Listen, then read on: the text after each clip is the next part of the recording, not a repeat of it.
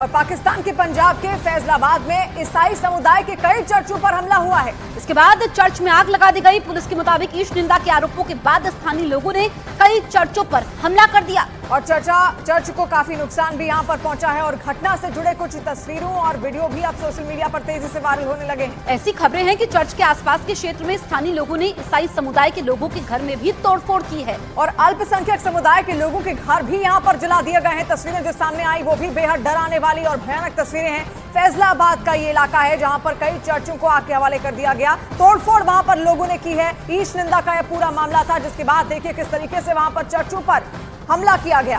तो ये एक्सक्लूसिव तस्वीरें हम आपको न्यूज़ 18 इंडिया पर दिखा रहे हैं, किस तरीके से पाकिस्तान के फैसलाबाद में चर्चों को यहां पर आग के हवाले किया गया है। लोगों ने ये सब किया है। कई चर्च पर हमला हुआ है। एक नहीं, ऐसे कई सारे चर्च हैं जो एक साथ यहां पर जला दिए गए हैं और कई चर्चों को निशाना बनाया गया है। ऐसे में यहां पर हालात अभी काफी ज्यादा खराब हैं। तस्वीरें पाकिस्तान के फैसलाबाद से आप देख सकते हैं। ईश निंदा के आरोप में यहां पर लोग उग्र हो गए और हालात पर काबू पाने में पाकिस्तान की पुलिस असफल रही।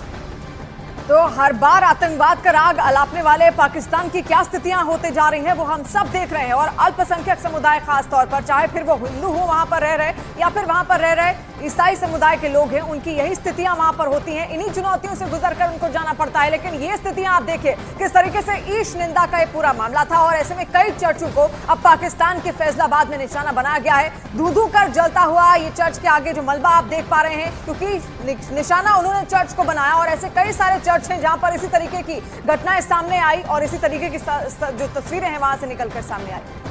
और आपको बता दें कि चर्चों के साथ साथ जो ईसाई समुदाय के लोगों के घर हैं उनको भी आग के हवाले किया गया है।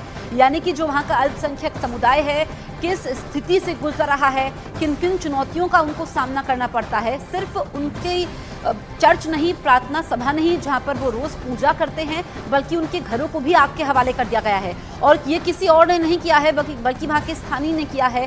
तो आप देखिए कि किस तरीके से वहाँ पर एक एक करके ये तमाम जो चर्च थे वो वहाँ पर फूंक दिए गए। बाकायदा यहाँ पर लोग जो हैं वो वीडियो बनाते हुए मोबाइल में इन तस्वीरों को कैद भी कर रहे हैं। लेकिन बड़ी बात यह है कि कोई इनको रोक नहीं रहा है।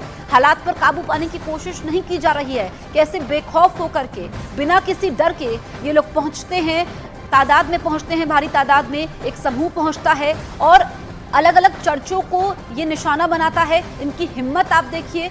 और ये सब ये लोग करते हैं, उसके बावजूद कोई कार्रवाई नहीं होती है। न सिर्फ चर्चों को यहाँ पर निशाना बनाया जाता है, बल्कि जो आम लोगों के घर हैं उनको भी निशाना बनाया जाता है। 3 कैमरों की नज़र से आप देखेंगे, भले ही कैमरे अलग अलग हैं लेकिन तस्वीर एक ही है और तस्वीर विनाशकारी है। तस्वीर इस वक्त लोगों की स्थिति बयां कर रही है कि हालात पाकिस्तान के फैसलाबाद के इस वक्त क्या है, लोग क्या किन स्थितियों का सामना कर रहे हैं। और तीसरी तस्वीर में आप देख लीजिए कि भारी भीड़ है, इनको रोकने वाला कोई नहीं है। इनको ना ही कानून का डर है, ना ही सरकार का डर है।